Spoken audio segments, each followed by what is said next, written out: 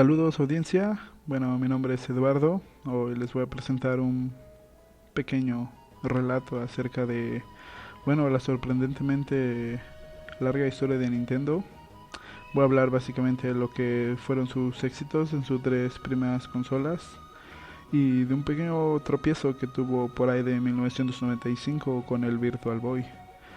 Mi principal objetivo es explicar a la audiencia de manera detallada y concisa por qué es muy importante conocer la historia de una de las empresas más antiguas de los videojuegos y que sobre todo, que revolucionó esta industria.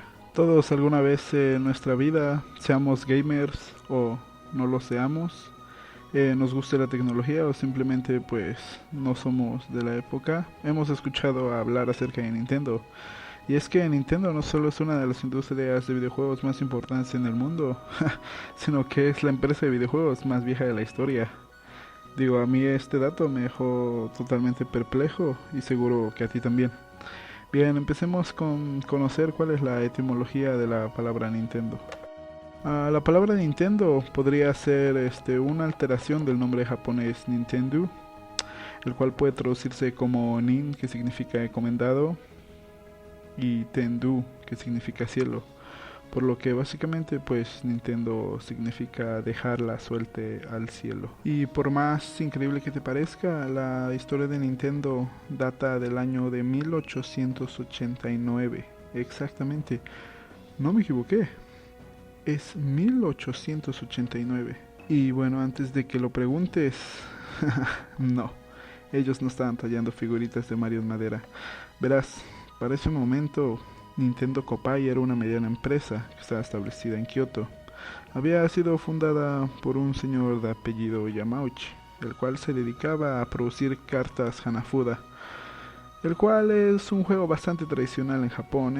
Si me lo preguntas, es un estilo de póker japonés, o sea, se utiliza para apuestas y todo ese tipo de cosas. Sin embargo, el que las cartas de Nintendo fueran hechas a mano le hizo ganar una popularidad muy singular.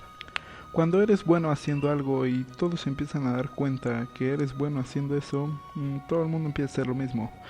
Y ese era el problema exactamente en el mercado de cartas. Digamos que para 1956 el mercado de cartas había alcanzado su máximo punto de saturación y las utilidades de Nintendo habían bajado demasiado. Sin en cambio, pues no todo estaba perdido, porque Nintendo pronto encontraría una luz que lo guiaría a su nuevo negocio. Esa luz lleva el nombre de Gunpei Yokoi, y él pronto ayudaría a cambiar la suerte de la empresa. Digamos que para este momento Nintendo estaba literalmente manteniéndose a flote en la industria de juguetes. Y no fue hasta que Yamauchi se encontraba inspeccionando una de las fábricas de cartas que vio a Yokoi jugando con un particular brazo extensible que él mismo había creado. En ese momento, y sin pensarlo dos veces, Yamauchi apostó todo lo que le quedaba y le pidió a Yokoi que desarrollara esa idea como un nuevo producto. Así, vendiendo más de 500,000 de unidades, el Ultra Hand le posicionaría inmediatamente en el desarrollo de productos a Yokoi. Tras el suceso de Yokoi, era un momento en que la empresa empezara a tomar un giro hacia la industria de los videojuegos, creando primeramente un sistema de tiro láser que era tan popular en el Japón como los bolos. Sin embargo, Nintendo quería tomar una mejor parte dentro de esta industria, así que empezó por conseguir los derechos para distribuir el Magnavox Odyssey en Japón, el cual fue una de las primeras consolas caseras de fabricación americana.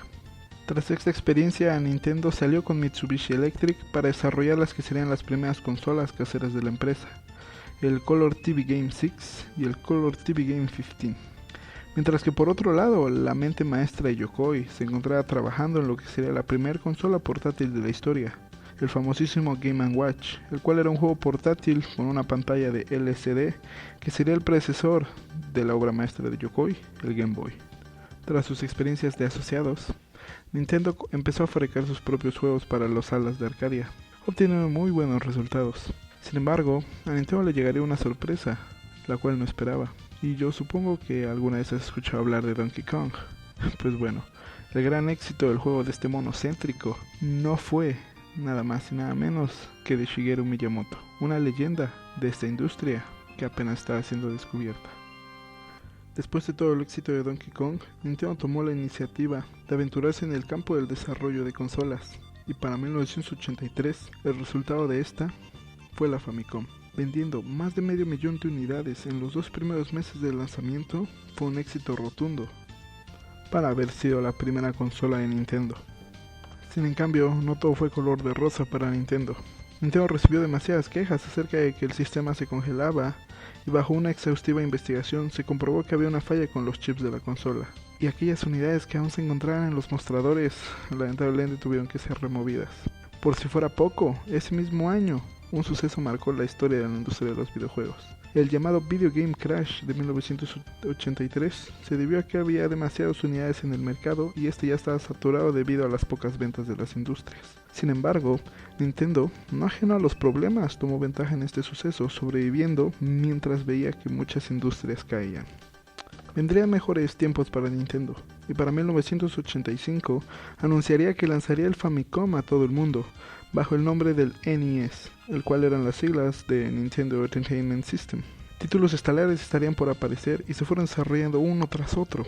The Excite Bike a Super Mario Bros., The Legend of Zelda a Metroid y, ¿por qué no?, Punch Out. De todos estos títulos, Super Mario Bros. Fue el que más rápidamente se convirtió en un gran éxito en todo el mundo, y estudios revelaron que en ese tiempo los niños estaban más familiarizados con el fontanero que con las estrellas de América como Bugs Bunny y Mickey Mouse. Para 1987, cuando The Legend of Zelda apareció, fue recibido con unas excelentes críticas. Para 1989, el maestro Yokoi había desarrollado su obra maestra, el Nintendo Game Boy. A todo el mundo le encantaba jugar Tetris en esa pequeña pantallita. Y por si fuera poco, en ese mismo año, Nintendo anunciaría que iba a sacar una secuela para lo que había sido el Famicom. Y en 1990 apareció el Super Famicom. Fue lanzado el 21 de noviembre. Y su lanzamiento fue un éxito de tal magnitud que en solo 3 días la consola estaba agotada en todo Japón. Para agosto del 91, el Famicom ya había llegado a Norteamérica bajo el nombre de Super Nintendo Entertainment System, y este mismo llegaría a Europa en el 92. En Japón, el Super Famicom tomó el control total del mercado de videojuegos con gran facilidad. Sin en cambio, en Norteamérica, debido a una agresiva campaña de marketing por parte de su competidor Sega y su nueva mascota Sonic the Hedgehog, el cual fue como que una respuesta al Mario de Nintendo, hicieron que el Super NES compitiera con un bajo 35% del mercado contra el Sega Genesis.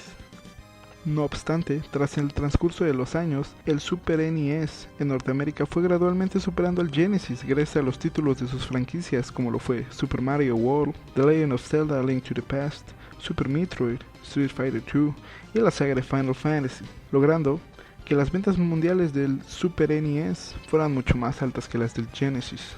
Tras haber hablado del éxito rotundo de las primeras 2 consolas de Nintendo, es hora de que aborde yo mi siguiente tema, el cual es el Virtual Boy. Digamos que los 90 iban avanzando, Sega y Nintendo tenían el control total de la industria de los videojuegos. Sin embargo, el mercado de este se había estancado. Aún faltaba tiempo para que llegaran las consolas de una generación, así que Nintendo se dio a la tarea de elaborar una consola portátil capaz de mostrar verdaderos gráficos en 3D. Mientras la División 3 de Desarrollo e Investigación de Nintendo se encontraba trabajando en la consola de próxima generación, el Nintendo 64, las otras 2 divisiones que se enfocaban a la experimentación e idealización de nuevos productos se encontraban analizando una nueva propuesta de Yokoi. Yokoi vio en el Virtual Boy una tecnología única que sus competidores verían muy difícil de igualar, y esto también haría que Nintendo mejorara su reputación de innovación. Sin en cambio, los problemas surgieron desde muy temprano desarrollo del proyecto. Cuando Nintendo empezó a optar por utilizar hardware de bajo costo, Yokoi quiso utilizar LEDs de color rojo ya que eran mucho más baratos. Un display de color resultaría extremadamente costoso, aparte de que podría causar muchos más problemas con gente sensible a luces y flashes. Lamentablemente, aun con estas medidas para ahorrar costos, el Virtual Boy tuvo un precio de entrada demasiado alto. $180 americanos era un precio un poco menos caro que una consola, pero sin en cambio era mucho más caro que un Game Boy. Nintendo tenía planeado inicialmente vender 3 millones de consolas y 14 millones de copias de juegos. Sin embargo, para los 3 meses posteriores a su lanzamiento, el Virtual Boy solo había alcanzado ventas de 350,000 unidades. Debido a sus decepcionantes ventas, el Virtual Boy no vivió por mucho tiempo. Nintendo mató a la consola sin fanfarria, evitando un comunicado de prensa oficial. En conclusión, El Virtual Boy fue un fracaso comercial. Su fracaso se debió a una serie de razones, entre ellas su alto precio, el malestar causado por el juego y lo que fue ampliamente juzgado por haber sido una campaña de marketing muy mal manejada, convirtiéndose en una de las peores consolas de la historia y el mayor fracaso de Nintendo. Tras haber visto todo esto, espero que hayas aprendido muchas cosas, ya que el éxito de una empresa no viene de la noche a la mañana. Nintendo ha sufrido muchas pérdidas a través de su historia, tal es el caso del mercado de las cartas o de su consola fallida. Pero lo que cabe recalcar de estos momentos oscuros de la empresa es su capacidad de resiliencia, ya que muchas veces ha utilizado estos obstáculos y barreras como formas de incursionar en nuevos mercados o innovar y aprender de sus errores. Eso, querida audiencia, es lo que hace grande una empresa, y Nintendo para mí es el mejor ejemplo para decir que no importa lo que tenga el destino deparado para ti, siempre hay forma de mejorar. Muchas gracias.